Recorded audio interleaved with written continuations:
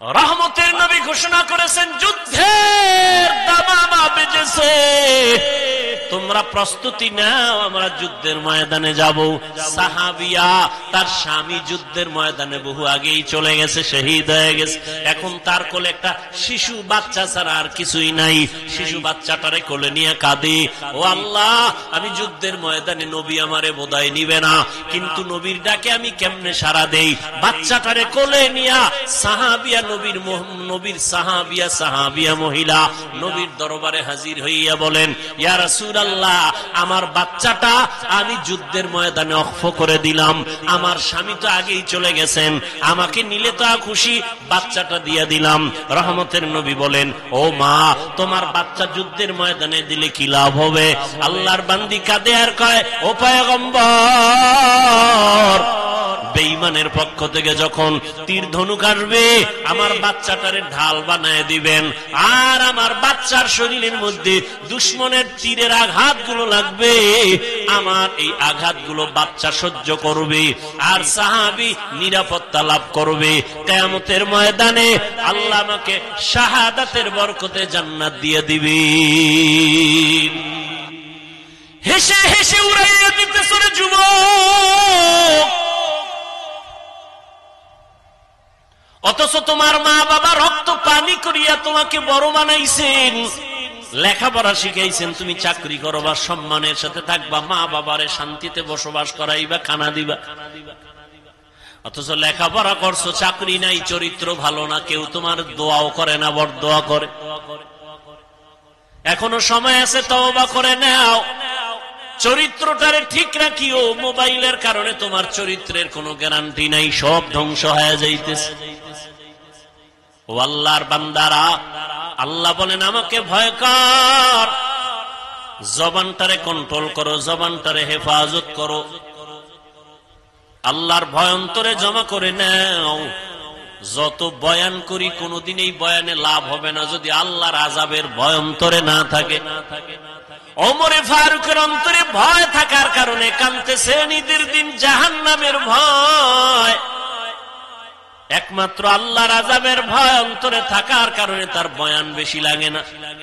আর আবু জাহিল্লার অন্তরে আল্লাহর ভয় নাই। নবীজি 13টা বছর বয়ান করিয়াও কালেমাওয়ালা বানাতে পারেন নাই।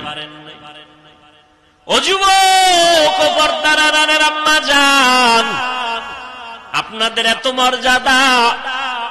আমার নবী যুবকের দ্বারা শক্তিশালী হওয়ার ঘোষণা দিয়েছেন। হযরত আলী তার হাতে আসছেন কালেমাওয়ালা।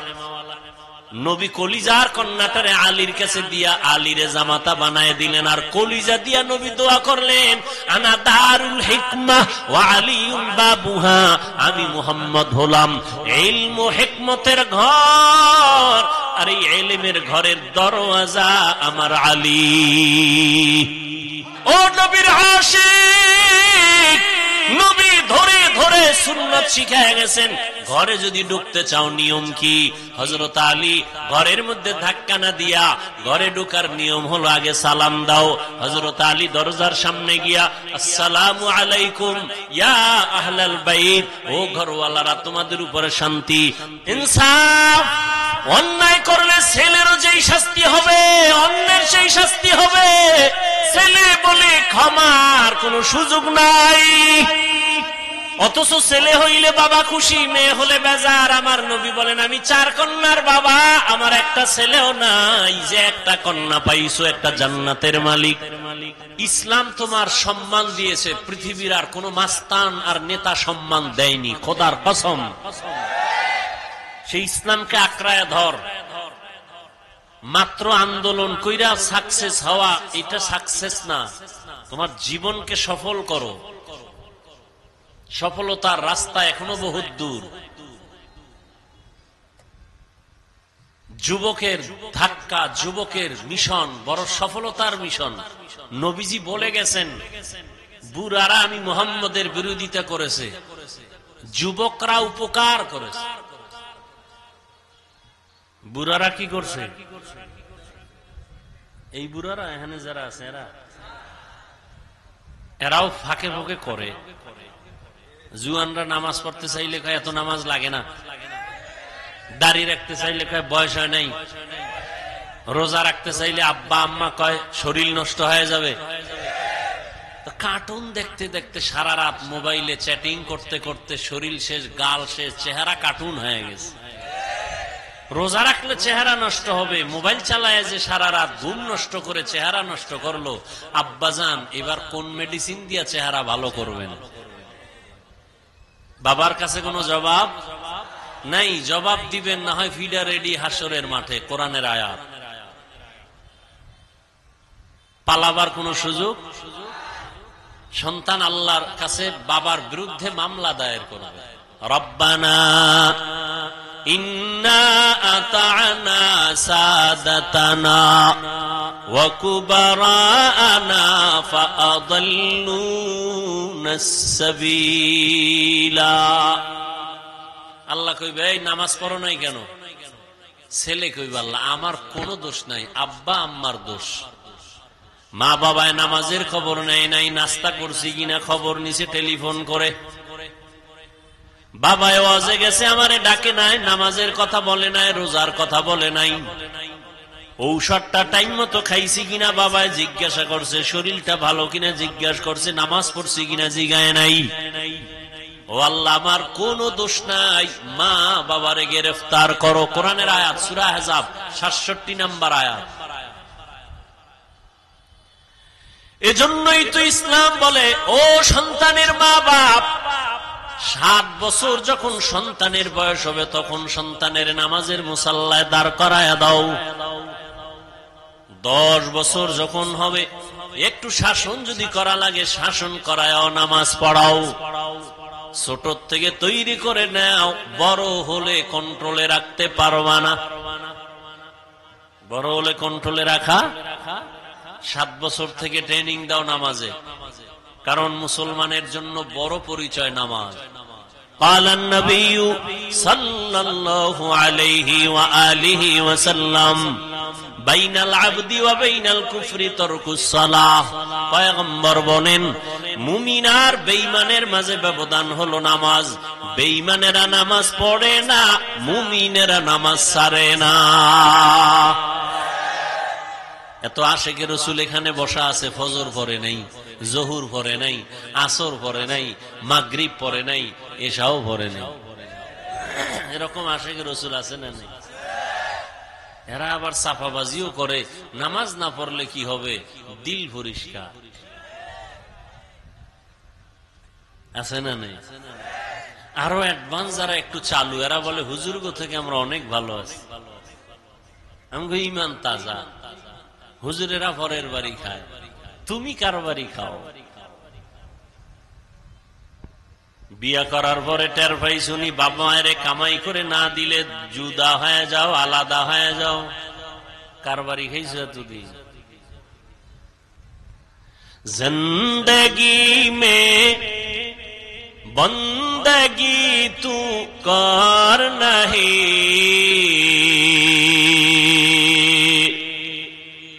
जिंदगी में बंदगी तू कर नहीं,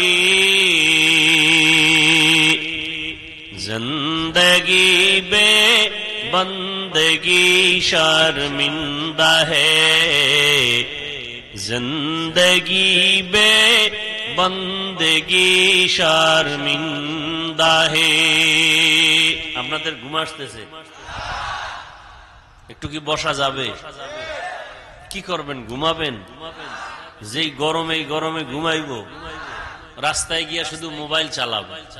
আর এখন তো বাঙালির ঘুম নাই, কি সারা রাত মোনাজাতে কাটায়। আমরা মোনাজাত ধরি বইয়া, ওরা ধরে হইয়া। ঠিক নেই। আল্লাহ হেদায়াত দান করুন। এরে যুবক, ১৫০০ বছর আগে রহমতের নবী বলে গেছেন, যুবকের আমি মুহাম্মদের উপকার করেছি। পয়গম্বরের কলিজার চাচাতো ভাই হযরত আলী ৭ বছর বয়স থেকে ১১ বছরের ভেতরে হাত দিয়া কালেমা পড়ে বলে, নবী আপনার কোনো চিন্তা নাই, আমি অল্প বয়সে কালেমার পতাকার তলে চলে আসলাম। নবীর চাচতো ভাই, কালেমা পড়ার পরে হইছে সাহাবী। কিছুদিন পরে কি হবেন বলেন? জামাতা হবে, রসুলের কলিজার জামাতা। কারণ ফাতেমা রাদিয়াল্লাহু আনহা রসুলের কলিজার কন্যা, মুহাব্বতের মেয়ে ফাতেমা রাদিয়াল্লাহু আনহা সবার ছোট। ও পর্দার আড়ালের আম্মা জানেরা, নারীদের সম্মান আল্লাহ সবার উপরে দিয়েছেন, নবীর মাধ্যমে দিয়েছেন। দুনিয়াতে নারীর অধিকার সম্মান কোন ধর্মে দিতে পারে নাই, কোন নেতা দিতে পারে নাই, নেত্রী দিতে পারে নাই। আল্লাহ দিয়েছেন নবীর মাধ্যমে, ইসলাম দিয়েছে। ইসলামের দেওয়া সম্মান অধিকার যারা একটু উল্টা পাল্টা করে মন গড়া দিতে চাইছে, এদের দ্বারা নারীর সম্মান হয় নাই, হয়েছে নারীরা অপমান।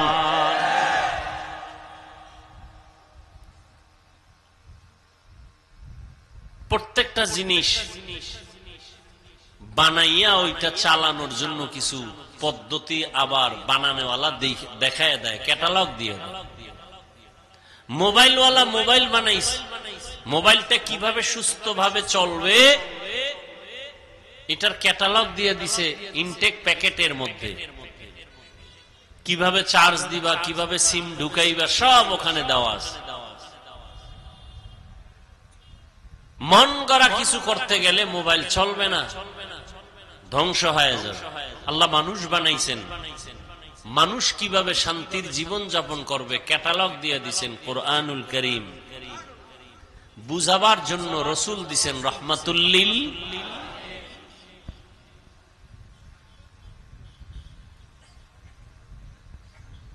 হায় হায়,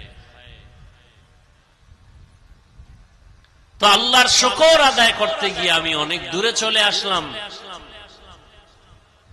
যে আজকে সুন্দরভাবে বয়ান শুনতেছি, বয়ান করতেছি, ঝামেলা নাই। কিয়ামত পর্যন্ত আল্লাহ যেন এভাবেই দ্বীনের কথা উম্মতকে বলার মতো, শোনার মতো ঝামেলা মুক্ত ব্যবস্থা করে দেন। এক নেতার নাম দিলে আর এক নেতা বেজার, কি মাহফিল বন্ধ। ওলামায়ে কেরামের নাম হবে সবার উপরে, আর কারো নাম দরকার নেই। কি কারণ এই যুগে নবী আর আসবেন না। নবীর অবর্তমানে নবুয়তের দায়িত্ব নবী দিয়ে গেছেন উলামায়ে আহলে হকের হাতে। এরা ওয়ারাসাতুল আম্বিয়া, এরা নবীওয়ালা কাজগুলো করবেন, এরাই হলো উম্মতের রাহবার। আল্লাহ উলামায়ে কেরামদেরকে এক হয়ে দ্বীনের পথে কাজ করার তৌফিক দান করেন। এমন কোন কথা বলবেন না, কাজ করবেন না যে উলামাদের মাঝে ডিভাইড তৈরি হয়, বিপরীত অবস্থা দেখা যায়, এমনটা যেন না হয়। উলামায়ে কেরাম যখন এক থাকবেন, পুরা দুনিয়া এক হয়ে যায়। একটা ফ্যামিলির মা বাবা সন্তান যখন এক থাকে, ওখানে কেউ বাঁকা চোখে তাকাইতে পারে না। উলামায়ে কেরাম যখন থাকবেন এক, গোটা জাতি এক হয়ে যাবে। তখন ভারত কেন, রাশিয়া কেন, আমেরিকা কেন, কেউ বাঁকা চোখে নজর দিতে পারবে না ইনশাআল্লাহ।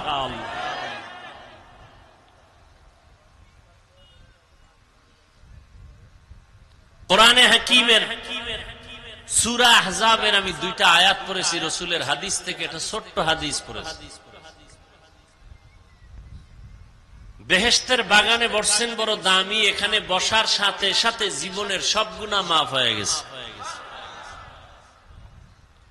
ধৈর্যের সাথে যদি একটু সময় দেন তো আমি আলোচনা করব, উঠা বসা করলে মোনাজাত দিয়ে চলে যাব। কারণ এটা কোনো নাটকের প্যান্ডেল না যে মন চাইলে বসবেন, মন চাইলে উঠবেন, মন চাইলে চা খাবেন, মন চাইলে পান খাবেন। এটা এমন কোন নাটকের মঞ্চ না, এটা এমন বরকতের মজলিস বলা যায় না। এখান থেকে কেউ হেদায়াত পেয়ে বাড়ি যাবে, ওলির খাতায় আল্লাহ নাম উঠায় দিবেন।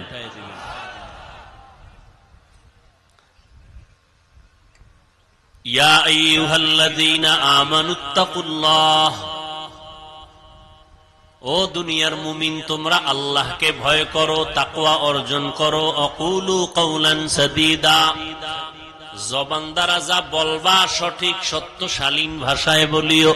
কি লাভ হবে? এক নাম্বার লাভ, ইউসলিহ লাকুম আমালাকুম, টুটা ফাটা যে আমল করছো ভুলে ভরা, আমি আল্লাহ আমলগুলোকে পরিশুদ্ধতার সাথে কবুল করে ফেলবো। সুবহানাল্লাহ। না, দুই নাম্বার পুরস্কার, ওয়ায়াগফির লাকুম যুনুবাকুম, জীবনে যত গুনাহ করেছো সব গুনাহ আমি মাফ করে দিব। ওয়া মান ইউতিইল্লাহা ওয়া রাসূলাহু, যারা আমি আল্লাহ এবং আমার রাসূলের ইতাআত করবে, ফাকাদ ফাযা ফাওজান আযীমা, অতঃপর তাদের বিজয় হবে চূড়ান্ত বিজয়, সফল বিনা হিসাবে জান্নাতি। হাদিস পড়েছি, রাসূল বলেন, মান ইয়াজমান লিমা বাইনা লাহইয়াইহি ওয়া মা বাইনা রিজলাইহি আজমান লাহুল জান্নাহ। রহমতের নবী বলেন, দুইটা জিনিস হেফাজতের জিম্মাদারি যদি তোমরা উম্মতেরা নাও, আমি নবী তোমাদের জান্নাতে নেওয়ার জিম্মাদারি নিব। কয় জিনিস? এক, দুই ঠোঁটের মাঝে জবানের হেফাজত করো, দ্বিতীয় লজ্জাস্থানের হেফাজত করো। আয়াতের মধ্যে দুইটা আদেশ দিয়েছেন আল্লাহ মুমিনকে, কোন বেঈমানকে দেন নাই। কেন? বেঈমান জান্নাত পাবে না, জান্নাত পাবে শুধু মুমিনেরা। ওই মুমিনকে দুইটা আদেশ দিয়েছেন, মানলে দুইটা নগদ পুরস্কার। এক নাম্বার আদেশ, আল্লাহকে ভয় করো। দ্বিতীয় আদেশ হলো জবানকে কন্ট্রোল করো। দুইটা আদেশ যদি মানো, দুইটা নগদ পুরস্কার। এক নাম্বার, তোমার সব আমল কবুল। দ্বিতীয় পুরস্কার, জীবনের সব গুনাহ মাফ। মানবা কি করে? আল্লাহ আয়াতের শেষে বলেন, আল্লাহর আনুগত্য করো, রাসূলের ইতাআত করো, তাহলেই তোমার সফলতা আসবে। আল্লাহকে মানো, রাসূলকে মানিয়া এরপরে জীবনটাকে চালাও, জীবন তোমার সফল হয়ে যাবে। আল্লাহকে মানতে হলে, নবীকে মানতে হলে না দেখে মানা যায় না। এজন্য নবী এক হাদিসে বলেন, সল্লু কামা রাআইতুমুনি উসাল্লি, নামাজ আদায় করো আমাকে যেমন তোমরা নামাজ আদায় করতে দেখো।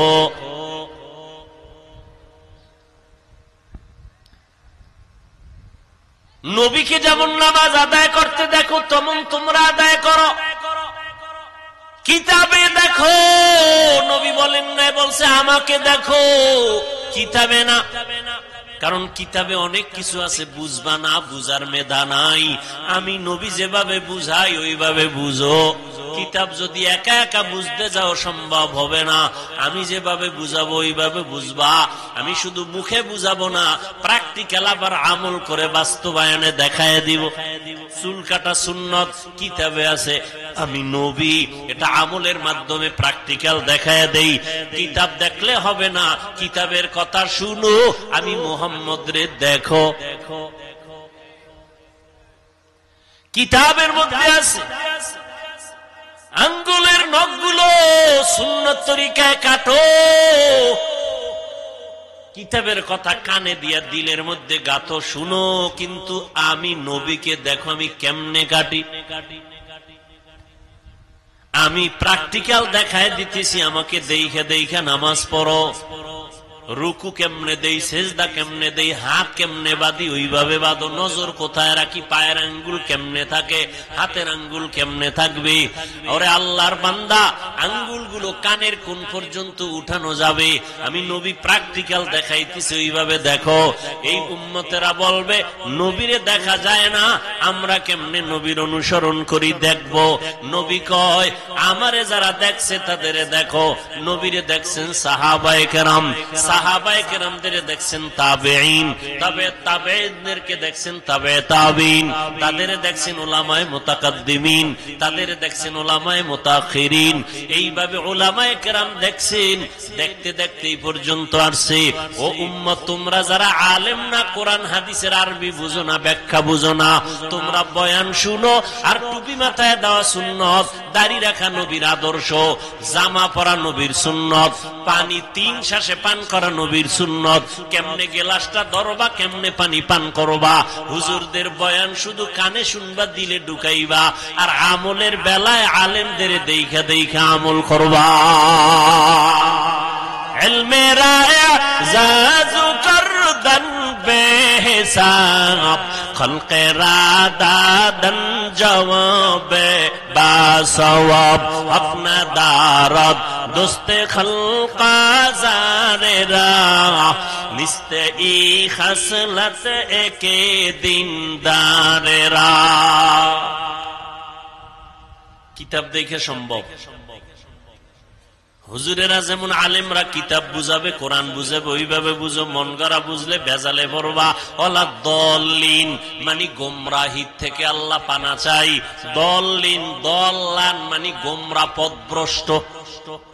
এই তরজমা, এই শব্দ আর কোরআনে আরো জায়গায় আছে না নাই?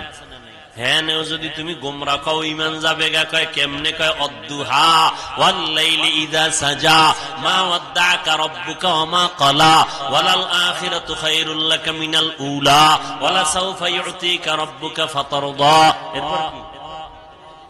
আলাম ইয়াজিদিকা ইয়াতীমান ফাআওয়া ওয়া ওয়াজাদাকা দল্লান ফাহাদা। আল্লাহ কয়, নবী আমি আপনাকে পাইছি দল্লানের ভেতরে, হেদায়াত দিলাম। দল্লিন দল্লান মানে গোমরা পথভ্রষ্ট। এখন আপনি যদি তরজমা করেন ওয়াজাদাকা দল্লান ফাহাদা, নবী আপনাকে দল্লান দল্লিনের মধ্যে পাইছি মানে গোমরা। কি অলাদ্দল্লিনের অর্থ গোমরা, ওই শব্দ এখানে আছে। এখন নবীর বেলায় কি বলবা? নবীও গোমরা, ঈমান থাকবে। এজন্য নিজে নিজে খবরদার পণ্ডিতি করবা না। যারা পণ্ডিতি করছে তারা ধ্বংস হয়ে গেছে, নবী মানে নাই, ধ্বংস হয়ে গেছে। আর এক দল নবী মানছে, কিতাবের দ্বারে নাই, তারাও ধ্বংস হয়ে গেছে। বর্তমান দুনিয়াতে একদল অতি আবেগে বলে আমরা পীর ভক্ত, পীর যা কয় তা মানি, কোরআন কি কয় বুঝি না, মানিও না, তারাও ধ্বংস, গোমরাহ। আর এক দল বলে আমরা কোরআন হাদিস অনুযায়ী চলবো, কোন হুজুর মানি না, আলেম মানি না, ব্যক্তি মানি না, তারাও গোমরাহ। আর যারা বলবে কোরআন মানি, হাদিস মানি, কোরআন হাদিসের কষ্টি পাথরের সঠিক আলেম যারা, তাদেরও মানি, তারা সঠিক। ইলমে জাজু করদন বেহিসাব, খলকে রাদাদন জওয়াবে বাসওয়াব, আপনা দারদ দোস্তে খলকা জারেরা, নিস্তে ই খসলত একে দিনদারেরা।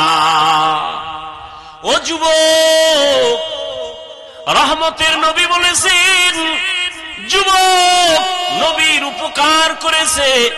ও যুবক বাবা, আজকে যদি তোমার দ্বারা নবীর উপকার নাও হয়, আমি পায়ে হাত রেখে অনুরোধ করব, নবীর দিনের ক্ষতি যেন না হয়। উয়াতেনে কি নাদারি বদমকুন বরওয়াজুদে খদসতম্বে হাদমকুন। পারলে উপকার করো, না পারলে চুপ করে বসে থাকো। ক্ষতি করা যাবে? খবরদার তোমার দ্বারা যেন ক্ষতি না হয়। তুমি দাড়ি রাখতে পারো না, এজন্য তোমাকে গালি দেওয়ার অনুমতি ইসলামে নাই। ভালো করে মনে রাখিস, লেখা রাখিস। দাড়ি রাখো নাই, গালি দেওয়ার কিন্তু অনুমতি নাই। কারণ দাড়ি না রাখা এক জিনিস, দাড়ি অপছন্দ করা আলাদা জিনিস। একজনে দাড়ি রাখে না, হুজুর দোয়া চাই, রাখতে মনে চায়, চেষ্টা করব, একে গালি দেওয়া যাবে না। আর একজনে কয় দাড়ি পছন্দ করি না, তাকে ছাড় দেওয়ারও সুযোগ নেই। খুব কঠিন জিনিস, খুব কঠিন। একজনে দাড়ি রাখে না, তাকে গালি দেওয়া যাবে না। আগে বুঝতে হবে সে কি মন মানসিকতাটা কেমন, সে কি রাখতে চায় না বিরোধিতা করে।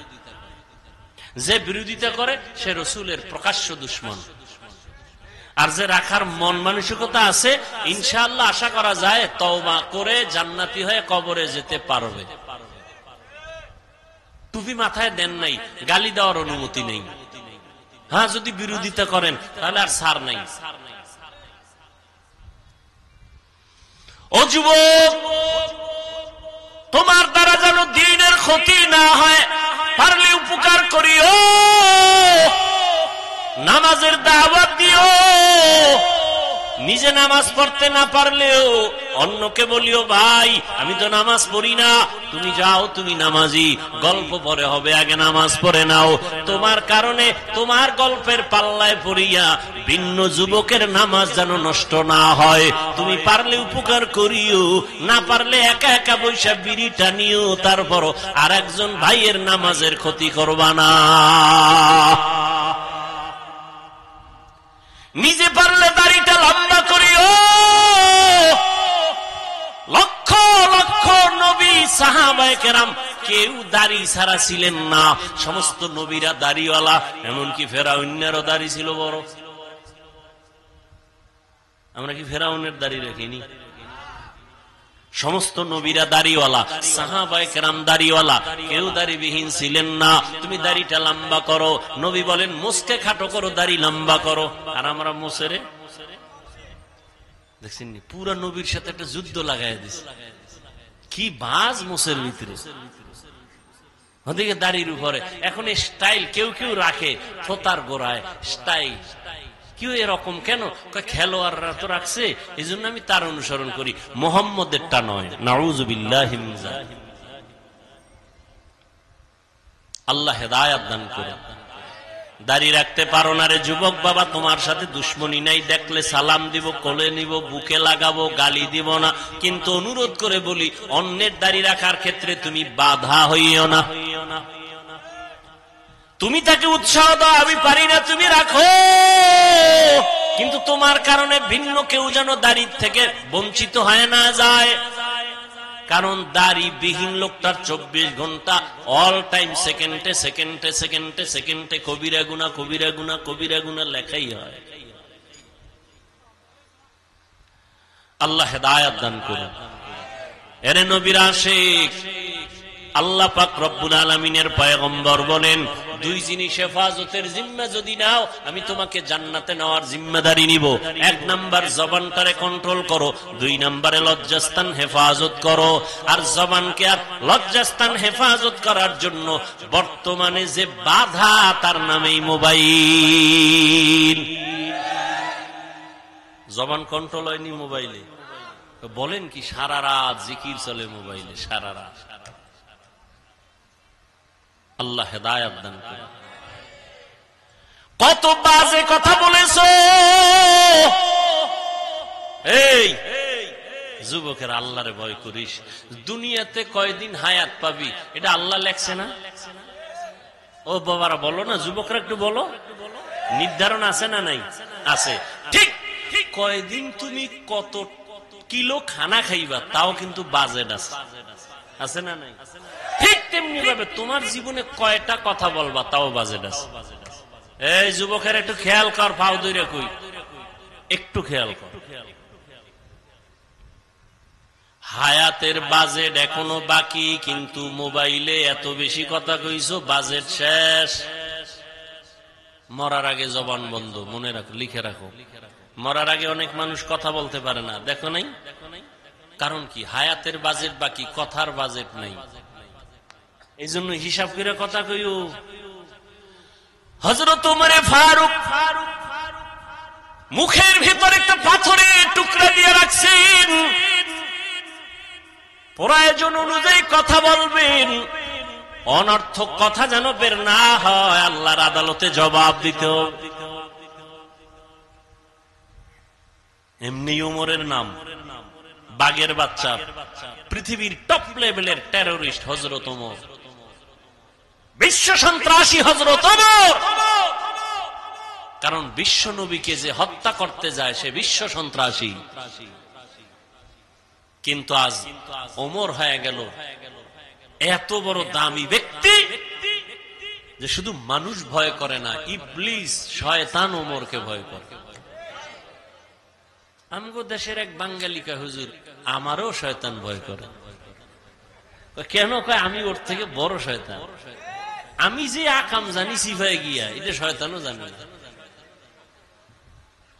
আল্লাহ হেদায়েত দান করুন। ফাতেমা রাদিয়াল্লাহু আনহার একটা কথা টানছিলাম, মনে আসেনি? সুযোগ থাকলে বলবো, যদি আপনারা ধৈর্য ধারণ করে বসেন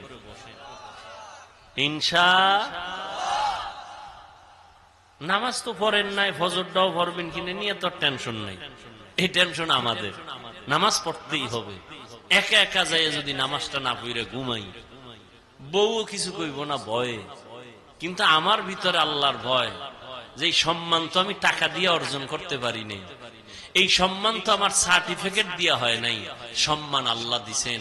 যদি আল্লাহকে বেজার করি, আল্লাহ সম্মান ধুলায় মিশাই দেয়। পারেনি আল্লাহ?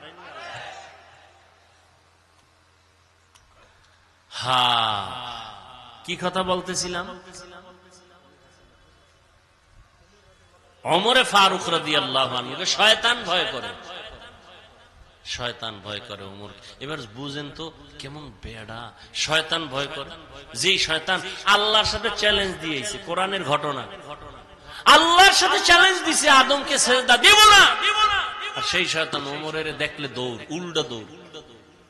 কি কয় আইয়ে, কি আইয়ে, ওই বলার সময় নেই, খালি আইয়ে। সেই ওমর ঈদের দিন, রোজার ঈদের দিন দরজা আটকায় কাঁদতেছে। সাহাবী আবু হুরায়রা রাদিয়াল্লাহু তাআলা আনহু বলেন, ভাই ওমর কাঁদেন কেন? জাহান্নামের ভয়।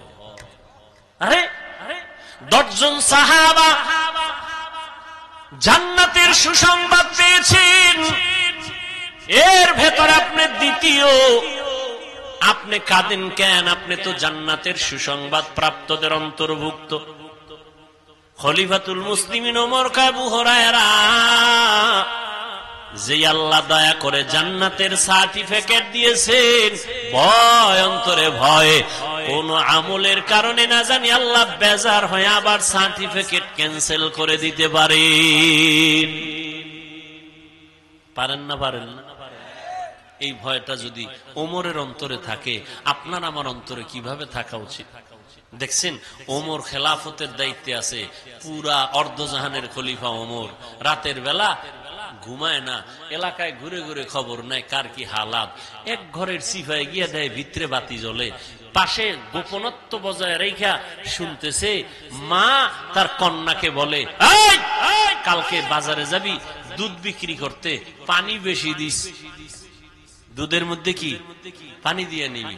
মেয়ে কয়, মেয়ে আম্মা জান খবরদার, ওমর যদি এটা শুনে তো কল্লা ফালায় দি। এইবার মা কয়, ওমর কি দেখবেনি? ওমর কই,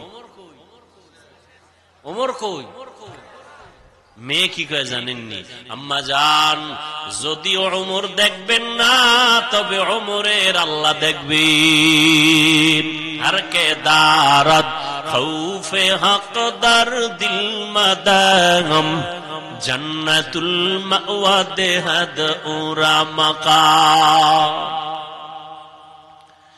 এর নবীর আশিক ও পর্দার আম্মা জান, ও যুবক, আমি তোমাদের পায়ে হাত রেখে বলি, বয়ান করে আমি তোমাদের আমার মতো হুজুর বানাবার জন্য আসি নাই। আমি একবারও বলি না তোমরা আমার মতো হুজুর হও, দাড়ি রেখে পাগড়ি লাগাও, একবারও বলি নাই, বলবো না। বরং আমি তোমাদের আশ্বস্ত করি, সাহস দেই, স্কুলে পড়ো, কলেজে পড়ো, চাকরি করো, করো, ওই রাস্তায় থাকো। তুমি একজন ডাক্তার হও, আমার দেশের গৌরব। তুমি একজন ইঞ্জিনিয়ার হও, আমার মুসলমান ও দেশের গৌরব। তুমি একজন ভালো দার্শনিক হও, আমার দেশের গৌরব। মুসলমানের একটা গৌরব, মুসলমানের ডাক্তার, মুসলমান ইঞ্জিনিয়ার, মুসলমান একজন দার্শনিক। তবে তোমার কাছে আমার দাবি, সম্মানের জীবন চাইও, ওই সম্মান চাইও না যে মেয়াদ শেষে আবার জেলখানায় ঢুকায় দিও। এমন সম্মানের জীবন চাইও আল্লাহকে রাজি কইরা চলবা। কোন দল ক্ষমতায় আসবে আর যাবে টেনশন লাগবে না, তোমার সম্মানের চেয়ার থাকবে আজীবন। সম্মানের জীবন চাইও। আর সম্মানের জীবন যদি চাইতে হয় ভালো করে লিখে রাখি, ওরে যুবক, ডাক্তার হইয়াও জীবনভর সম্মানের চেয়ারে থাকবি। মরিয়া গেলে মানুষ বুকের সাথে লাগাইয়া শ্রদ্ধার সাথে স্মরণ করবে, দোয়া করবে। ইঞ্জিনিয়ার হলো সম্মান যাবে না, ডাক্তার হলো সম্মান যাবে না, ডক্টর হলো সম্মান যাবে না। দুইটা পুঁজি ঠিক রাইখা ডাক্তারি ভরো, দুই পুঁজি ঠিক রাইখা তুমি ইঞ্জিনিয়ার হও। প্রথম পুঁজি শরীরের সুস্থতা, দ্বিতীয় পুঁজি সুন্দর চরিত্র। এই দুইটা নাই, তোর সম্মান নেই। চরিত্র ভালো কিন্তু অসুস্থ, চাকরি কোনদিন হবে? টিকবে? সুস্থ তুমি সবল, ডাক্তার বলে কোন রোগ নাই, চরিত্র খারাপ, টিকবে চাকরি? এই দুই জিনিস লাগবে। আর এই দুই জিনিস ধ্বংস করে একমাত্র মোবাইল। মোবাইলে তোমার অসুস্থ বানাইছে, খবর নাই। ওই যে একটু আগে বলছিলাম, কথা বলার মেয়াদ আল্লাহ দিয়েছেন। মোবাইলে যদি অজস্র কথা বলিয়া মেয়াদ শেষ হওয়ার আগে অনবরত কথা বলিয়া কথার বাজেট শেষ করো, মরার আগে বোবা হইয়া বিছানায় কান্না করবি, জবানে কথা নাই, কারণ বাজেট শেষ। এজন্য গুনে গুনে কথা কইস। আজকে গিয়া বলবি এই ভালোবাসার পাত্রী, আজকে থেকে কথা গুনে গুনে কইতে হইব, মানে তুমিও বোবা আমিও বোবা।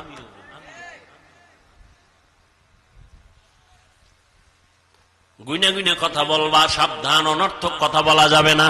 আর যদি বৈধতার লাইনে কথা বলতা, আল্লাহ পাক হয়তো বাজেট বাড়াইতেও পারেন। যদি মায়ের সাথে কথা বলতা, মা একটু কথা বল, শোনার টাইম নাই, আমার টাইম হয়ে গেছে মিস কলে, এখন আর তোমার সাথে কথা বলার টাইম নেই। অথচ মায়ের সাথে কথা বলবা, আল্লাহ খুশি হবেন। বাবার সাথে কথা বলবা, আল্লাহ খুশি হবেন। শিক্ষকের সাথে ভালো আচরণ করবা, আল্লাহ খুশি হবেন। আলেমদের সাথে কথা বলবা, আল্লাহ খুশি হবেন। জিকির করবা, আল্লাহ খুশি হবেন। দরুদ শরীফ পড়বা, আল্লাহ খুশি হবেন, নবী খুশি হবেন। বাজেট কম থাকলে পারে আমার আল্লাহ তার কুদরতি ক্ষমতায় বাড়ায় দিবেন। আল্লাহ পারেননি? কাদের কুদরত দারি বরকামাল, আনতা রব্বি আনতা হাসবি যুল জালাল। তাহলে সম্মানের ডাক্তার হতে চাও তো যুবকরা? ইনশাআল্লাহ। কি ভাই, আমার কথা কি অযৌক্তিক? সম্মানের ডাক্তার হও, সম্মানের ইঞ্জিনিয়ার হও। জীবনটা মইরা গেলেও যেন সম্মানের সাথে নাম লেখা থাকে। কেউ যেন ভিড়াইয়া তোমার মূর্তিটারে মাটির সাথে মিলাইয়া না দেয়, কেউ প্রস্রাব করে না। কথা বুঝো? সেই সম্মানের জিন্দিগি চাইলে কয় পুঁজি লাগবে? গেছে গেছে কয় পুঁজি? এটি আমি যুবকেরে কইতেছি, যুবকরা ওদিকে মোবাইলের ধান্দায় ভরে রয়েছে। কয় পুঁজি? এক নম্বরে কি? সুস্থতা। এই মোবাইলে কি বানাইছে? তোমার বিশ্বাস হয় না? আমি হুজুর কই দেখে না। আচ্ছা, আজকে একটু গুগলে ঢুকো, তোমার এই টাচ মোবাইলে শরীরের কি ক্ষতি করে গুগলে লেখা সার্চ দাও, সব পেয়ে যাবে। এই টাচ মোবাইলে চোখের পাওয়ার থাকে না, কানের পাওয়ার থাকে না, হার্ট দুর্বল হয়, মাথা ব্যথা বেড়ে যায়। বাড়ে নাই মাথা ব্যথা? চোখ ব্যথা বাড়ে নাই? বুকে ব্যথা বাড়ে নাই? এবার মরণটা বাকি। অসুস্থ হয়ে গেছে, কানের পার্স নষ্ট। আম্মাজান কয় খানা খাবি না, গোসল কইরা লাইছে আগেই। কানের পার্স নষ্ট হয়ে গেছে, হাসিস না। কথাগুলো যে কতটা কলিজার থেকে বলতেছি, কিভাবে বললে তুমি মানবা, এটা যদি বুঝতে পারতাম যে পাও ধরলে মানবা, একটা লাভ দিয়ে আইসা পাও জড়ায় ধরতাম। এক হুজুর এলাকায় আসছে, সবাই দোয়ার জন্য যায়, সালাম দেয়, হুজুর দোয়া আছে। এক হিন্দু ছেলে আইছে দোয়ার জন্য, হুজুরে হিন্দু ছেলের হাত ধরছে, ধৈরেই সালাম দিছে। হুজুর দোয়া চাই, সালাম টালাম দেয় নাই, দোয়া চাই। কয় আমি হিন্দু। হুজুরে হাত আর ছাড়ে না, চেহারা দিয়ে তাকায় রয়েছে এক ধ্যানে। কিছুক্ষণ পর হুজুরের চোখ বেয়ে পানি পড়ে। যুবক কয়, কি বেয়াদবি করলাম, আর আদব তো বুঝি না, বিধর্মী। হুজুর বেয়াদবি হয়ে গেছে। কয় না, কোনো বেয়াদবি হয় না। তো কাঁদেন কেন? কয় কুদরত দেখে কাঁদি। কি কুদরত? কয় এত সুন্দর চেহারা আল্লাহ কিভাবে জাহান্নামে জ্বালাবেন। যুবকের কলিজার মধ্যে হেদায়েতের নূর ঢুকে গেছে। যুবক যাও যাও বাড়ি চলে গেছে। হুজুর কি কইল কি কইল কি কইল, এটা পুরা শরীর গরম হয়ে গেছে। ভাবতে ভাবতে একা একা কয়, জাহান্নাম তো বহু পর, কিয়ামতের বিচার টিচারের পর। আরে মরার সময় যে আমার ধর্মে আগুন লাগাই দিবে মুখে, এইটাই তো বড় জাহান্নাম। না, এই আগুনে জ্বলবো না। ঠিকই হুজুরে বলছে। একদম হুজুরের পা জড়ায় কাঁদে আর হুজুর এখন তওবা পড়ান, কালেমা পড়ান, আর জাহান্নামের আগুনে জ্বলতে চাই না। মান ইয়াহদিল্লাহু ফাহুয়াল মুহতাদ ওয়া মান ইউদ্লিল ফালান তাজিদ লাহু ওয়ালিয়াম মুরশিদা। এরে নবীর আশিক, সুস্থতার জন্য এই মোবাইল থেকে দূরে থাকো। আমিও যে মোবাইল চালাই, আলহামদুলিল্লাহ, গুনাহ থেকে বেঁচে থাকার চেষ্টা করি, আলহামদুলিল্লাহ। তারপরও কিন্তু বেশিক্ষণ তাকায় থাকলে মাথা ঘুরে। চোখের পাওয়ার অনেকটাই কমে গেছে। কিতাব দেখি মোবাইলে, এখন দেখতে দেখতে গোলাটে হয়ে যায়। লেখা দেখি না, ধুলা ধোয়া। তাহলে তোমার অবস্থা কেমন? আর বাচ্চাদের কাছে এই যে বড় বড় মোবাইল দিয়া বাচ্চারে দেখ, কার্টুন দেখ, এই দেখ, সেই দেখ। অনেক বাচ্চা পর্যন্ত বোবা হয়ে গেছে, কথাই বলতে পারে না। বহু ইতিহাস আমাদের হাতে জমা। বাবায় কান্দে, হুজুর একটু তদবির করে দেন, সন্তান কথাই বলে না। আগে বলতো নি, বলতো, এখন বলে না। মোবাইল দিয়া এই মোবাইলের উপরে পড়ে রাখছে, সারা জিন্দেগি শেষ এই বাচ্চাটা। একদল তো মোবাইল দেখে গেমস খেলতে খেলতে এখন রাস্তায় উলঙ্গ পাগল হয়ে ঘুরে, গেমস খেলে পাগল। যুবকরা বল, আমার একজনে বলছে, সত্য নি, গেমস খেলে পাগল হইছে যুবক, সত্য নি। কি গেমস জানি এটা? তোরাও খেলতেছ না? তো পাগল হওয়ার ডেটটা কবে?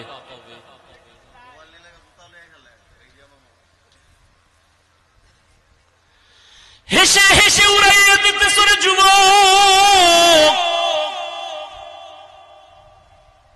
অথচ তোমার মা বাবা রক্ত পানি করিয়া তোমাকে বড় বানাইছেন, লেখাপড়া শিখাইছেন, তুমি চাকরি করবা, সম্মানের সাথে থাকবা, মা বাবারে শান্তিতে বসবাস করাইবা, খানা দিবা।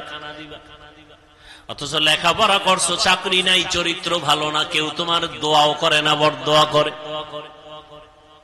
এখনো সময় আছে, তওবা করে নাও, চরিত্রটারে ঠিক রাখিও। মোবাইলের কারণে তোমার চরিত্রের কোনো গ্যারান্টি নাই, সব ধ্বংস হয়ে যাইতেছে। ও আল্লাহর বান্দারা, আল্লাহ বলেন আমাকে ভয় কর, জবানটারে কন্ট্রোল করো, জবানটারে হেফাজত করো, আল্লাহর ভয় অন্তরে জমা করে নাও। যত বয়ান করি কোনদিন এই বয়ানে লাভ হবে না যদি আল্লাহর আযাবের ভয় অন্তরে না থাকে। ওমরে ফারুকের অন্তরে ভয় থাকার কারণে কাঁদতেছে, ঈদের দিন জাহান্নামের ভয়। একমাত্র আল্লাহর আযাবের ভয় অন্তরে থাকার কারণে তার বয়ান বেশি লাগে না। আর আবু জাহিল্লার অন্তরে আল্লাহর ভয় নাই। নবীজি 13টা বছর বয়ান করিয়াও কালেমাওয়ালা বানাতে পারেন নাই। ও যুবক, ও পর্দার আড়ালের আম্মা জান, আপনাদের এত মর্যাদা। আমার নবী যুবকের দ্বারা শক্তিশালী হওয়ার ঘোষণা দিয়েছেন। হযরত আলী তার হাতে আসছেন কালেমাওয়ালা। নবী কলিজার কন্যাটারে আলীর কাছে দিয়া আলীরে জামাতা বানায় দিলেন, আর কলিজা দিয়া নবী দোয়া করলেন, আনা দারুল হিকমা ওয়া আলিউন বাবুহা, আমি মুহাম্মদ হলাম ইলম ও হিকমতের ঘর, আর এই ইলমের ঘরের দরওয়াজা আমার আলী। ওই আলীর ঘরে আছে ফাতেমা রাদিয়াল্লাহু আনহা আলী রাদিয়াল্লাহু আনহুর জন্য এত দোয়া করলেন। আল্লাহ আলীকে এত জ্ঞান দান করেছেন যে জ্ঞানের সামনে ওমরও বলে, আলীর জ্ঞান যদি আজকে আমার কাছে না থাকতো আমি ওমর ধ্বংসের পথে চলে যাইতাম। লাউলা আলিয়ুন লাহালাকা ওমর। ওই আলী বলেন, আমি একদিন কোথাও থেকে গিয়া মসজিদে নববীর মধ্যে ঢুকলাম, দেখি রহমতের নবী বসে আছেন, সাহাবায়ে কেরাম বসে আছেন। আম্মা জানেরা একটু ভালো করে খেয়াল করে শুনেন, যুবকেরাও শুনো রে বাবা, বৃদ্ধ বাবাজিরাও শুনেন। হযরত আলী বলেন, আমি মসজিদে নববীতে ঢুকলাম, রহমতের নবী বসে আছেন, অন্যান্য সাহাবায়ে কেরামরাও বসে আছেন। একটা প্রশ্ন চলতেছে, জবাব চাইতেছে নবী, কেউ জবাব দেয় না। প্রশ্নটা হলো, এই দুনিয়াতে নারীদের জন্য শ্রেষ্ঠ সম্পদের নাম কি? নারীদের জন্য শ্রেষ্ঠ সম্পদ কি? কেউ জবাব দেয় না।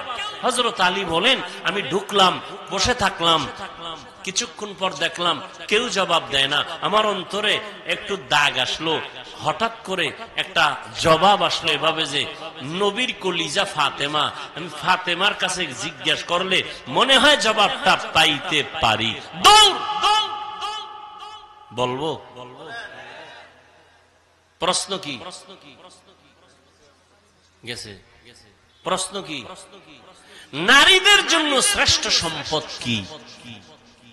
হযরত আলী বলে, আমার ফাতেমা হয়তো জবাব দিতে পারবে। আমি দৌড়ায় যাই, নবীর কলিজা ফাতেমার থেকে জবাব নিব। হযরত আলী বের হয়ে গেলেন, দৌড়াইয়া ঘরের কিনারায় গিয়া দরজায় ধাক্কা দেয় না। ও নবীর আশিক, নবী ধরে ধরে সুন্নাত শিখায় গেছেন, ঘরে যদি ঢুকতে চাও নিয়ম কি?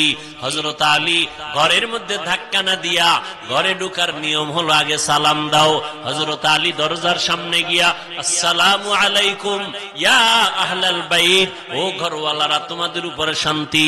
হযরত ফাতেমা ভেতরে কাজে ব্যস্ত ছিলেন, সংসারের কাজে, কাজ বন্ধ, স্বামী আসছে, ওয়া আলাইকুমুস সালাম বলে দরজা খুলে দিছেন। আলী ভেতরে ঢুকলেন, ঘামটা মুছায় দিলেন, ফাতেমা খেদমতের জন্য দাঁড়ায় গেলেন। সব কাজ বন্ধ, এখন স্বামীর কাজ, এটা বড় খেদমত। আমগো আম্মা জানেরা কি করে, এতক্ষণ আম্মা জান শুয়ে শুয়ে টেলিভিশন দেখছিল, স্বামী এসে টের ভাইয়া হুদাও একটা কাজে গেছে গিয়া, স্বামীর কোনো খেদমতের চিন্তাই নাই। স্বামী যদি বলে একটু পানি কি দেওয়া যাবে, নিয়ে খাও। ঠিক নি? হ্যাঁ, তো জোরে বলবেন।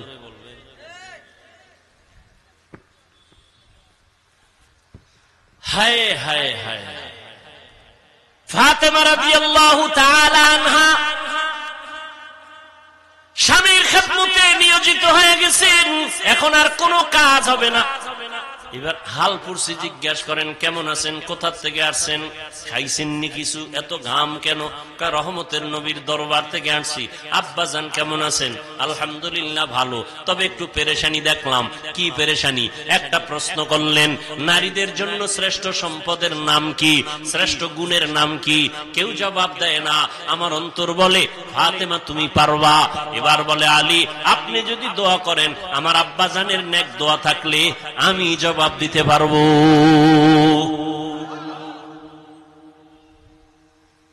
আম্মাজান এমন দোয়া পাইছেন, মা ফাতেমা রাদিয়াল্লাহু আনহার। এবার আল্লাহর রাসূলের মেয়ে জবাব দিছেন, শুনবেন না আরেকটু দোয়ার দিয়ে আগায় যাব? নবীজি একটু মন খারাপ লাগলেই ফাতেমার বাড়ি গিয়ে হাজির। কোথাও যাইবে, শেষে ফাতেমার বাড়ি যায়, এরপরে যায় বিদায় নিয়ে। আসবেন ফাতেমার ঘরে আগে আসেন, এরপরে অন্যদিকে যান। ওখানে আরো কলিজার দুইটা সন্তান আছে, হাসান হোসাইন। নামগুলো একটু ভালো করে বললেন। একজনের নাম রাজ্জাক। রাজ্জাক তো আল্লাহ, বান্দা কোনো রাজ্জাক না, বান্দা হলো আব্দুর রাজ্জাক। হ্যাঁ, সুন্দর করে নামগুলো বলবেন, বরকত হবে। নামের একটা বরকত আছে। অনেক মা বাবা আছে সন্তানের নামকে বাজে আঁকা বাঁকা করে ডাকে, উচিত না। মা বাবা ভালোভাবে ডাকবে তো অন্যরাও ভালোভাবে ডাকবে।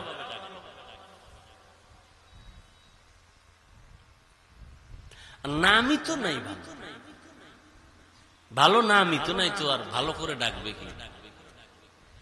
নাম হলো হৃদয়, সাগর, নদী, পাহাড়, তুফান। সন্তানের নাম তুফান, হ্যাঁ, বৃষ্টি।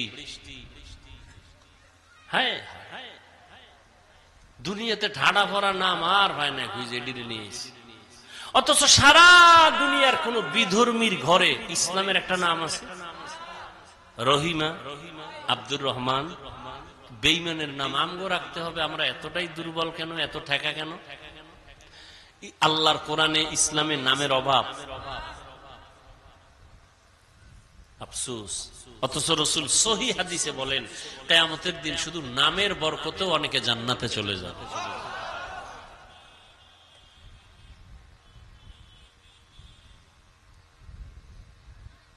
ফাতেমা রাদিয়াল্লাহু আনহার ঘরে যাইতেন নবী। আজকে আবু বকরকে ডাকেন। নবী সফর সঙ্গী খুব কাছে থাকতেন দুইজন, আবু বকর, ওমর, এরপরে লাগলে ওসমান, এরপরে আলী। বলবো নবী এবার বলে, চলো আমরা একটু আমার ফাতেমার ঘরে যাই। আবু বকর সাথে, ওমর সাথে, ওসমান রাদিয়াল্লাহু আনহুম ঘরে গেছেন। ফাতেমা রাদিয়াল্লাহু আনহা নবীকে নাস্তা দিছেন। মেহমান, আমার বাবা দু জাহানের সরদার, এক সুন্দর স্বর্ণের পেয়ালায় মধু কি দিছেন? মধু দিছেন। মধু নবীর সামনে রাখলেন। নবী নজর দিয়ে তাকায় দেখে সুন্দর পেয়ালায় সুন্দর মধুর মাঝে একটা চিকন কালো এভাবে পড়ে আছে। কি বলে না কেন? চুল। নবী দীর্ঘ টাইম তাকায় রইলেন। এবার নবী খোলাফায়ে রাশিদিনকে বলেন, আপনারা কিছু টের পাইছেন নি? আবু বকর বলেন, ইয়া রাসূলুল্লাহ, টের পাইছি। কি পাইছেন? সুন্দর পেয়ালায় সুন্দর মধুর মাঝে কি কথা হয় না, কালো চুল পাইছি। এই মা বোনেরা ভালো করে শুনেন, কালো চুল পেয়েছ। ওমর দেখছেন নি? কয়ে দেখলাম। ওসমান দেখছেন নি? কয়ে দেখলাম। মন্তব্য করেন তো এর উপরে? আবু বকর কয়, আমি করি। রাসূল বলেন, করেন।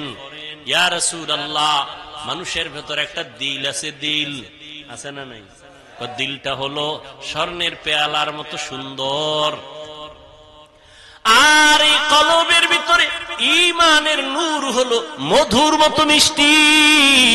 আর ঈমান অনুযায়ী আমল করা হলো চুলের মতো চিকন কঠিন। মন্তব্যটা কেমন হইল? কথা কয় না। এবার আবু বকর মন্তব্য করছে, ওমর কি বাদ যাবে? কথা কয় না। ওমরে ফারুক বলেন, ইয়া রাসূলুল্লাহ, আমিও কি করব নি মন্তব্য? করেন।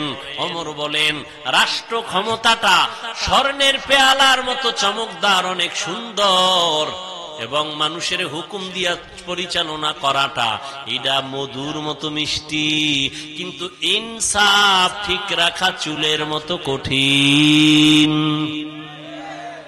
কি রাষ্ট্র চালানো খুব মজা না?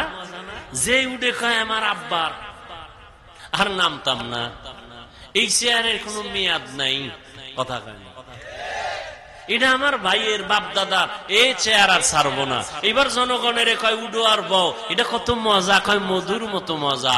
ওমর কয় ইনসাফ ঠিক রাইখা বিচার চালানো এটা চুলের মতো কঠিন। ইনসাফ,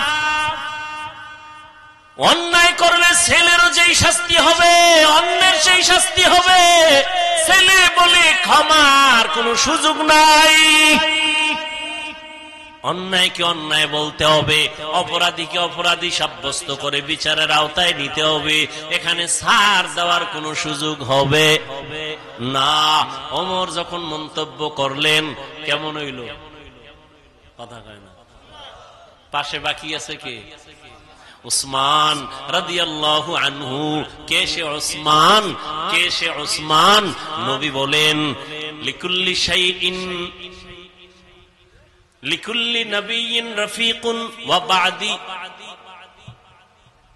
লিকুল্লি নবিয়্যিন রফিকুন ওয়া ফিল জান্নাতি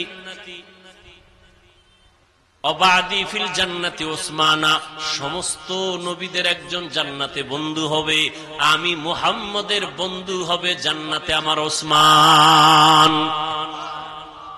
নবীজির কয় মেয়ে জানেননি? কথা কন, বলেন কয় ছেলে? ছেলে নাই। আপনারা মেয়ে হইলে বেজার, ছেলে হইলে খুশি, বিষয় কি? একটা বাবাও কি ছেলে দিয়া আরামে আছে? রাত পোহাইলে ঘুম নষ্ট, রাতে ঘুম নাই, ছেলের যন্ত্রণা, এই সমস্যা ওই সমস্যা। অথচ ছেলে হইলে বাবা খুশি, মেয়ে হলে বেজার। আমার নবী বলেন আমি 4 কন্যার বাবা, আমার একটা ছেলেও নাই, যে একটা কন্যা পাইছো একটা জান্নাতের মালিক। ওসমান হলেন নবীর আরো আদরের। 2 জন মেয়েকে বিবাহ দিছেন নবীজি ওসমানের হাতে। ওসমান মন্তব্য করেন, ইয়া রাসূলুল্লাহ, আমার কাছে মনে হয় এই স্বর্ণের পেয়ালার মতো চমকদার হলো আল্লাহর দেওয়া ইলম। আল্লাহর দেওয়া ইলম, কোরআন হাদিসের ইলমে ওহী। আর এই ইলমটা অর্জন করা মধুর মতো মিষ্টি, মধুর মতো মিষ্টি, মধুর সাথে তুলনা দিলেন। আর ইলম অনুযায়ী আমল করা চুলের মতো বড় কঠিন। বাকি রইল কে? আলী। আলী করবে না? ইয়া রাসূলুল্লাহ, আমাকে সুযোগ দিবেন নি? করেন। হযরত আলী বলেন, ইয়া রাসূলুল্লাহ, এটা দেখা আমার মনে মন্তব্য আসলো, আমার ঘরে আপনারা মেহমান, আপনি মেহমান, আবু বকর মেহমান, ওমর মেহমান। মেহমান ঘরে আসাটা স্বর্ণের পেয়ালার মতো দামি, চমকদার, আর মেহমানদারি করাইতে পারাটা মধুর মতো মজা। কিন্তু মেহমানের মনটা খুশি করা চুলের মতো কঠিন। জনমের মতো খাওয়াইছে, এরপরও কয় নুন বেশি হয়েছে। ঠিক নেই, আমারে ঠিক মতো দেয় নাই, অমুকটা তরকারির মধ্যে ঝাল বেশি।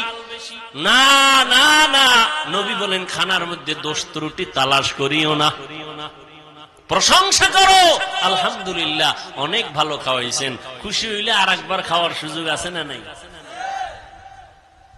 ভাইরা আমার, বাকি রয়েছে এবার পাশে কে? কথা কয় না।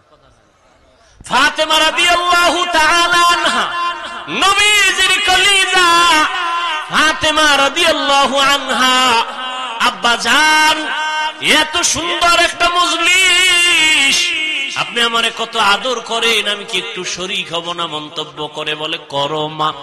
ফাতেমা রাদিয়াল্লাহু আনহা মন্তব্য করতেছেন।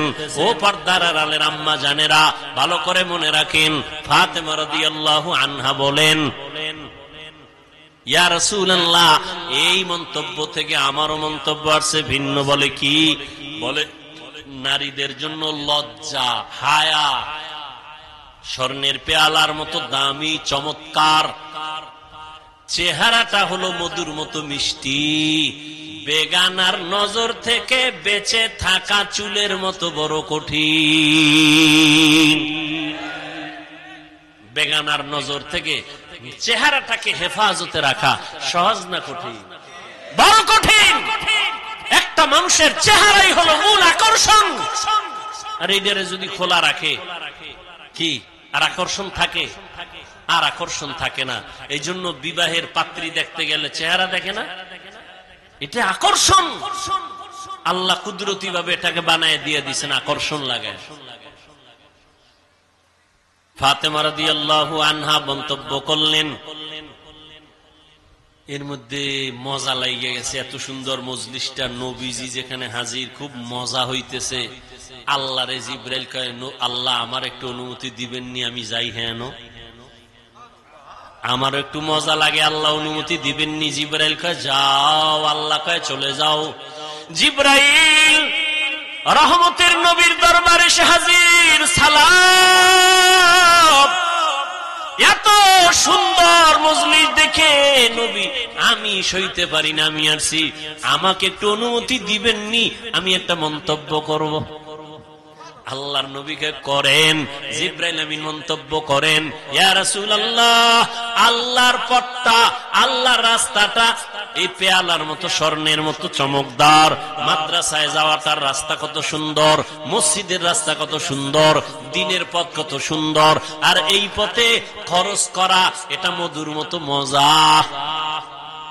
আল্লাহর রাস্তায় খরচ যারা কইরা মজা পাইছে এরা জীবন দিতে চায়, ঠিক নেই?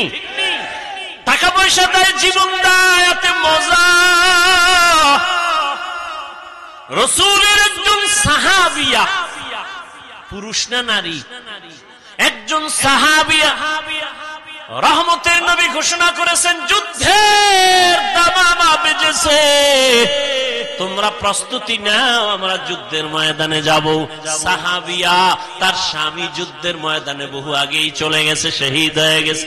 এখন তার কোলে একটা শিশু বাচ্চা ছাড়া আর কিছুই নাই। শিশু বাচ্চাটারে কোলে নিয়ে কাঁদে, ও আল্লাহ, আমি যুদ্ধের ময়দানে, নবী আমারে বোধহয় নিবে না, কিন্তু নবীর ডাকে আমি কেমনে সাড়া দেই?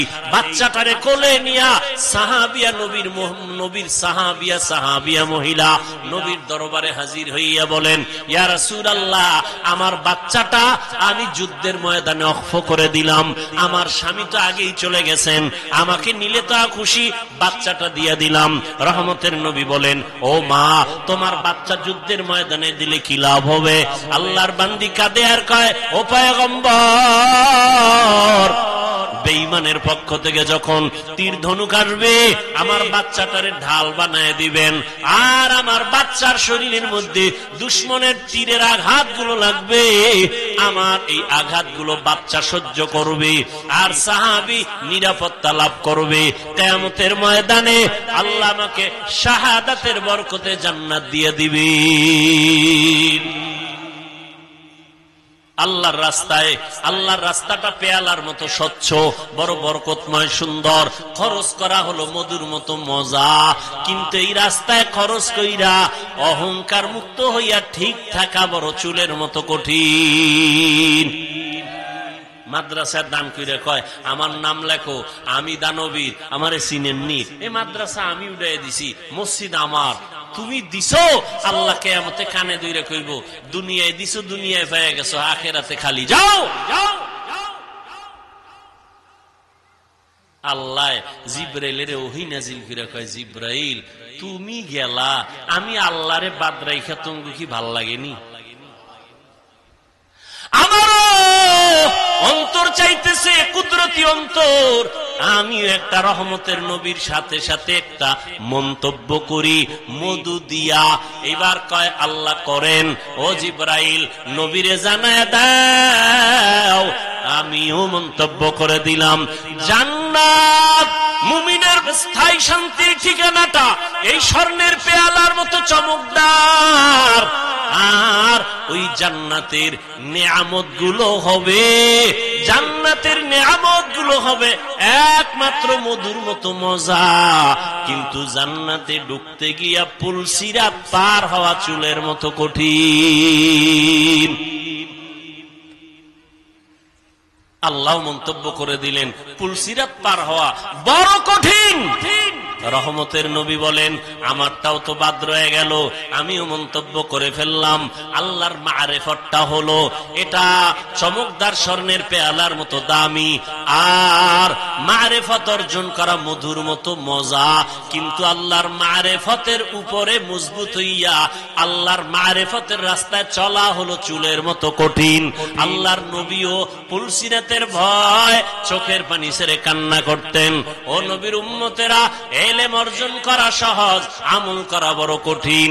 ঈমান আনা সহজ, ঈমানের উপরে মজবুত হইয়া চলা বড় কঠিন। ও আল্লাহর বান্দিরা, চেহারাটা সুন্দর হয়েছে, লজ্জা আছে ঠিকই, কিন্তু পর্দা রক্ষা করা, বেগানার থেকে নিজেরে বাঁচায় রাখা কঠিন।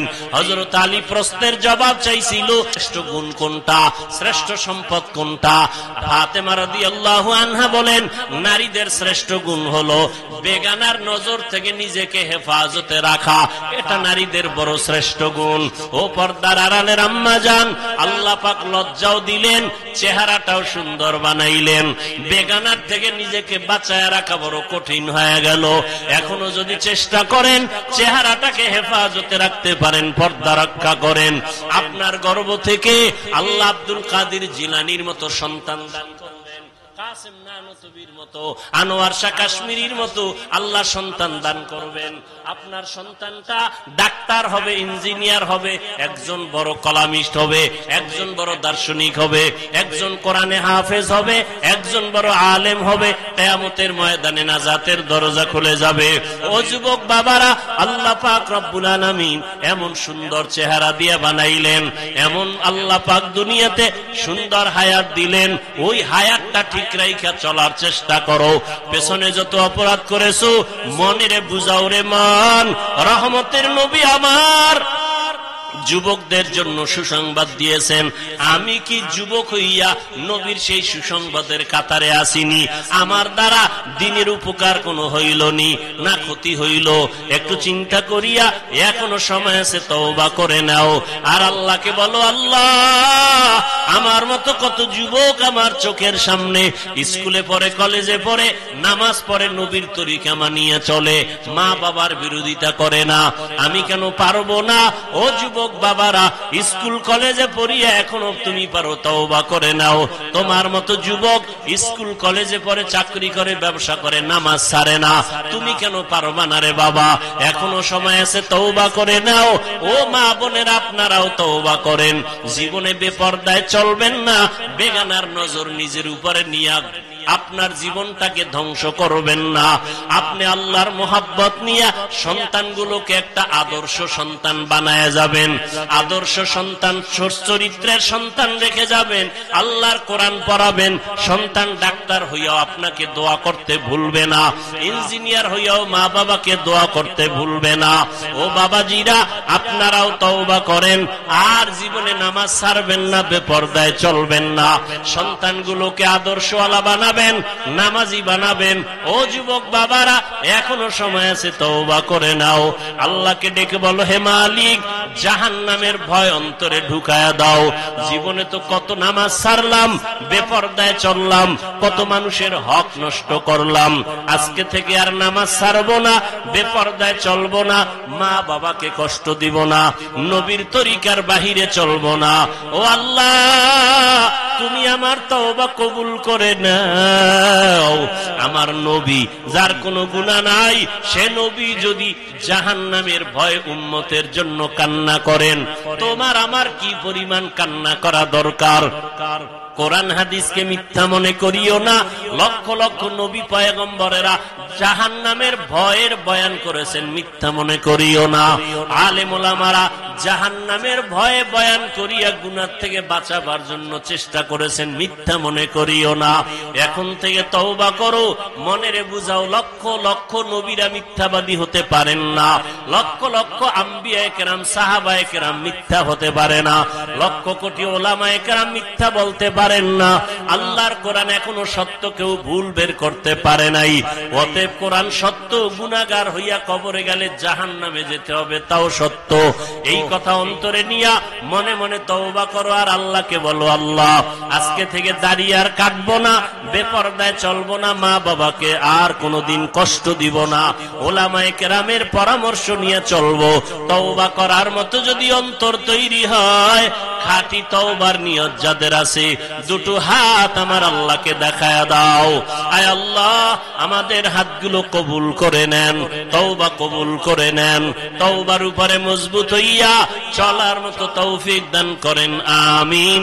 আলহামদুলিল্লাহি রাব্বিল আলামিন, ওয়াসসালাতু ওয়াসসালামু আলা সাইয়্যিদিল আমবিয়াই ওয়াল মুরসালিন ওয়া আলা আলিহি ওয়া আসহাবিহি আজমাইন। ইয়া আরহামার রাহিমিন, ইয়া আরহামার রাহিমিন, ইয়া আরহামার রাহিমিন। রব্বিরহামহুমা কামা রব্বায়ানি সগীরা। আল্লাহুম্মা ইন্নাকা আফুউন কারীম তুহিব্বুল আফওয়া ফা'ফু আন্না। আল্লাহুম্মা ইন্না নাসআলুকা রিযাকা ওয়াল জান্নাহ ওয়া নাউযু বিকা মিন সাখাতিকা ওয়ান নার। ও দয়ার মালিক, গুনাহের বোঝা নিয়ে হাত তুলেছি, মেহেরবানি করে আমাদের জীবনের সব গুনাহগুলো মাফ করে দেন আল্লাহ। মাহফিল কবুল করে নেন, আয়োজনকারী সহযোগিতাকারীদের কবুল করে নেন। আয় আল্লাহ, এ মাহফিলের পেছনে যারা চেষ্টা করেছে দাওয়াতের ক্ষেত্রে, সুমন ভাই চেষ্টা করেছে, আরো যারা সহযোগিতা করেছে কবুল করে নেন। যারা সহযোগিতার হাত বাড়িয়েছে তাদের নাজাতের ফয়সালা করে দেন। মসজিদ কবুল করে নেন, মাদ্রাসা কবুল করে নেন, এলাকার ঘরে ঘরে শান্তি দান করেন। মা বোনদের আবেদা বানায় দেন, পর্দানিশী বানায় দেন, সন্তানগুলো নেককার বানায় দেন। সারা দুনিয়াবাসীকে মাফ করে দেন, মুসলমানের হেফাজত করেন আল্লাহ। বাংলাদেশ শান্তির দেশ বানায় দেন। আয় আল্লাহ, দেশের জন্য দিনের জন্য যারা চেষ্টা করেছে কবুল করে নেন, এখনো যারা চেষ্টা করে কবুল করে নেন। ওলামায়ে কেরামদের কবুল করে নেন। মিথ্যা মামলায় জড়িত যারা কুদরতের দ্বারা মুক্তির রাস্তা খুলে দেন আল্লাহ। ইজ্জতের জিন্দেগি দান করেন, ইজ্জতের রিজিক দান করেন আল্লাহ। সবার কামাই রুজিতে হালাল ভাবে বরকত বাড়ায় দেন। মুখালিফের মুআফিক বানায় দেন। জাহিরি বাতিনি দুশমনের মোকাবেলায় বিজয় দান করেন। আয় আল্লাহ, ওলামা তোলাবা উম্মতের অন্তরে ইজ্জত মুহাব্বত বাড়ায় দেন। ইলম হিলম হিকমত আমলে বরকত দান করেন। চলার পথে আমাদের জানমাল হাল পরিবার হেফাজতের ব্যবস্থা করে দেন। আয় আল্লাহ, মেহেরবানি করে অভাবীদের অভাব দূর করে দেন। কামাই রুজি ব্যবসা যারা করে বরকত বাড়ায় দেন, অভাব দূর করে দেন, ঋণ আদায়ের ব্যবস্থা করে দেন। মাদ্রাসা মসজিদ কবুল করে নেন, অন্যান্য শিক্ষা প্রতিষ্ঠান নবীর আদর্শে কবুল করে নেন। আমার কলিজার প্রত্যেকটা যুবকের দিনদার বানায় দেন। আয় আল্লাহ, 5 ওয়াক্ত নামাজি বানায় দেন। মোবাইলের গুনাহের থেকে হেফাজত করেন আল্লাহ। মা বোনদের আবেদা বানায় দেন। মুরব্বীদেরকে আপনি কবুল করে নেন। আমরা যারা হাত তুলেছি জানি না কার মা নাই, বাবাও নাই, অন্ধকার কবর থেকে দোয়া চায়, মেহেরবানি করে সবার কবর জান্নাত বানায় দেন। যারা বেঁচে আছেন হায়াত বাড়ায় দেন, অসুস্থ যারা সুস্থতার নিয়ামত বাড়ায় দেন।